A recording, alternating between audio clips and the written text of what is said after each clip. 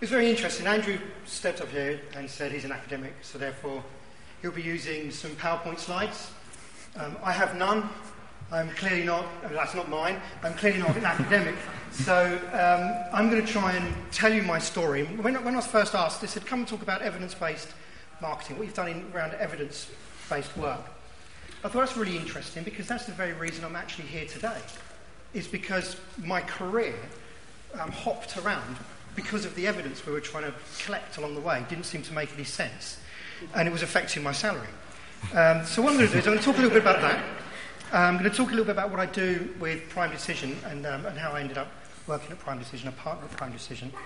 And then we're going to sit down and have some questions and answers, and hopefully I'll be able to answer some questions you've got. So if we go back in time a little bit, I originally studied as a journalist and worked in broadcasting. It was radio.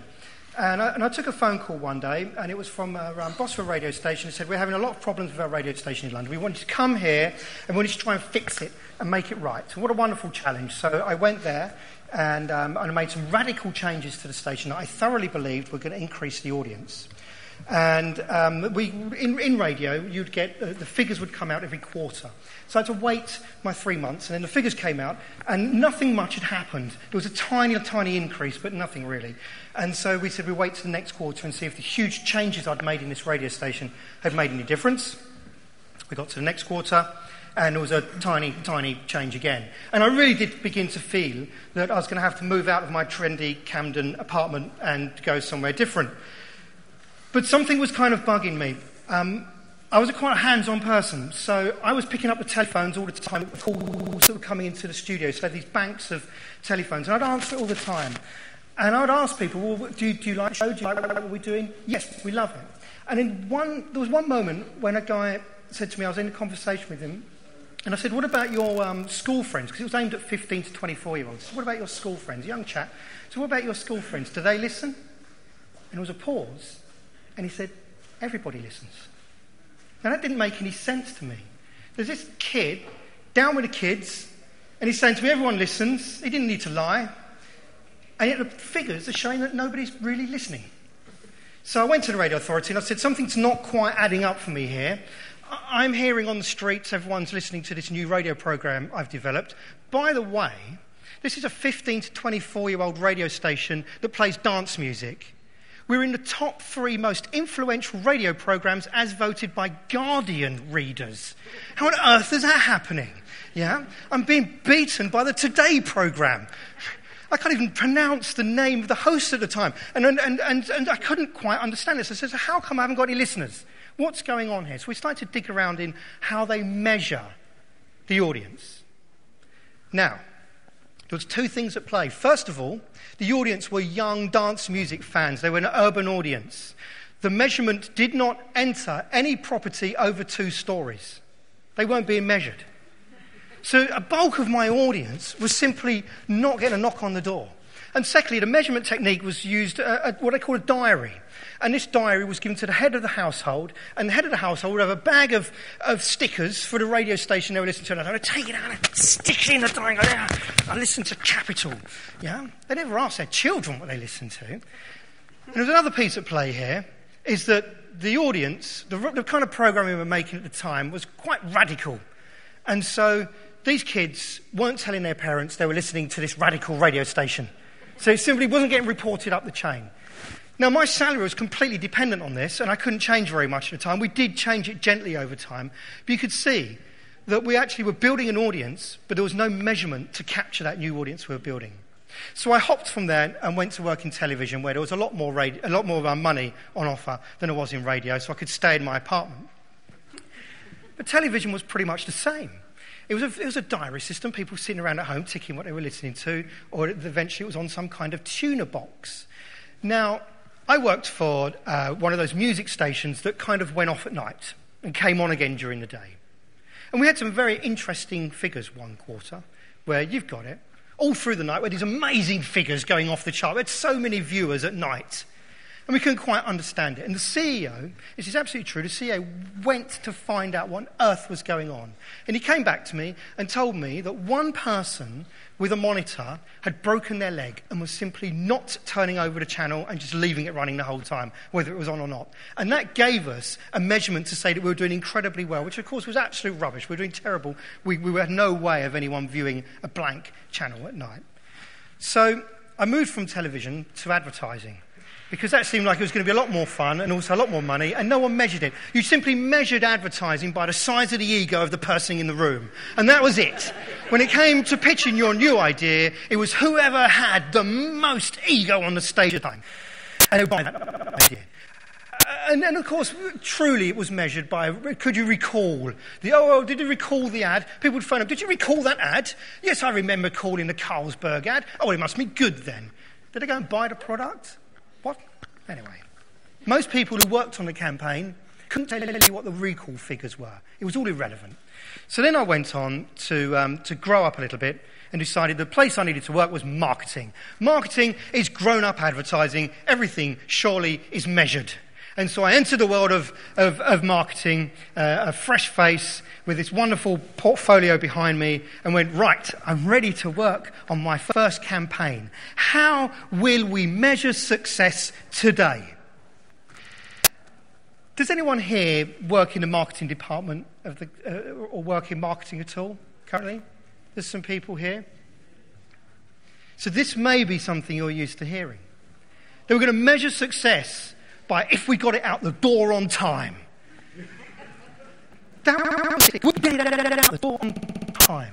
These were huge multinational companies that you've all heard of saying to me, yeah, we need delivery by this date, get it out the door on time. And that was pretty much it. Well, this was ridiculous. So you couldn't keep measuring things like that. Fortunately, the internet came along. And when the internet came along, it meant we were doing things different. It meant we had data, and we had a wealth of data. We had social media, we had mobile, and we had email. Email automation came along, and email automation changed everything. Suddenly, we were measuring the point where people first interacted with the email, and we were able to measure and see where their interactions took place all the way to them buying the product or service at the end. We were able to measure it. And email automation, for those that don't know, you receive an email and it's looking at, the software at the other end is looking at exactly how you interact with it. And depending on how you interact with it, it will serve you another communication based on the digital body language that happened in the context of the moment you interacted with it. That could be a physical piece of material lands on your desk. It could be a phone call, and we've all received one of those phone calls, right, after we've been sniffing around on a website after looking at an email.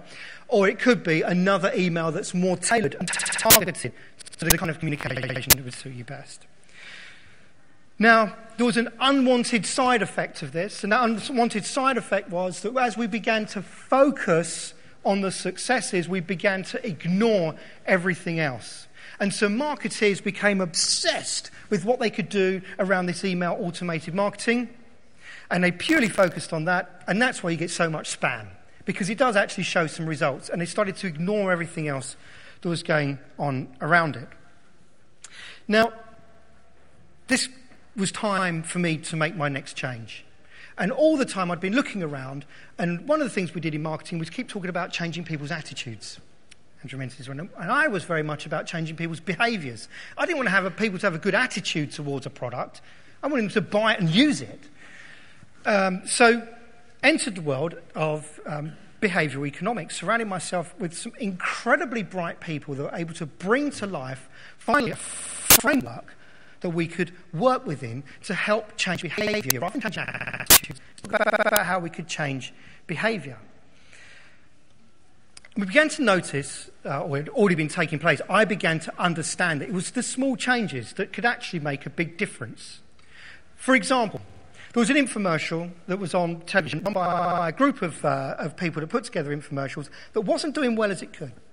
And they began to look at what they could make, what they could change. Now, normally in marketing or in advertising, we'd say, throw the whole thing out. We're going to make you a whole new one. We're going to put a whole celebrity. We're going to put a celebrity on it. We're going to advertise it. It'll be very successful. But what they started to do was try and make tiny changes to that infomercial. And one point of that infomercial, it said, our operators are waiting for your call. Please call. Our operators are ready to take your order. And they took that sentence and they changed it to, if our lines are busy, please be patient. Now, that's a tiny change. And you'd kind of go, well, that's insignificant. How will that actually change the purchasing that takes place? Well, let's go back and think of it in context. And behavioural economics is all about it being in context. Think about it in context. You're sitting in your living room and you're hearing this message saying, please call now, please call now. You're watching this infomercial, probably for a running machine or something. Please call now, operators are waiting for you. What's the image that comes to mind? This big, empty telephone call centre with no phones and everyone kind of just sitting there going, hope someone buys this machine. And we're social beasts. We don't want to buy it. We don't want to be the one person that buys the machine. Everyone laughs at us, go, what do you buy that for? When they changed the wording to say, if our operators are busy, please be patient, a different image comes to mind. Now, operators are very busy, answering the phone rapidly. Oh, yes, you want to order one of the treadmill running machines, of course. I need to get the order quickly because so many people are waiting to buy it. And the image is very different. That small change made a big difference. Behavioural economics is about making those small changes that make a difference. It's about working around the way people behave.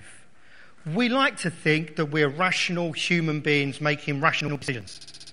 Oh, really? Let's start talking about our partners. Let's start talking about the houses we live in. Let's start talking about the cars we drive. They're not always as rational a decision as we could possibly make. So what we focus on is those fast, automatic responses that we just kind of do in context of that moment. And that's what really interests us. And what we've done is, in prime decision, we created, I don't have time to go through now, but if anyone's interested afterwards, I'm happy to show you, a framework of 7 lenses. Because lots of these behavioural insights, these wonderful anecdotes, like what I told you about the infomercial, can be plucked from the air. But without a framework of which to place them, it's very difficult to move forward with small incremental changes to a programme. So what I want to leave you with, my closing thought, is take the opportunity to experiment with what you've already got. Don't throw everything out and bring in the next big campaign. Take the campaign you got. Maybe the headline, a small tweak to the language there. Test it. See what happens. Make the next change. Maybe the image in black and white, in colour. Take the image out all together. All these tests and changes will really give you the evidence to prove what you're doing is worthwhile. So thank you very much for your time. I know it's not that far from much, so we'll sit down and we'll take your questions. Thank you.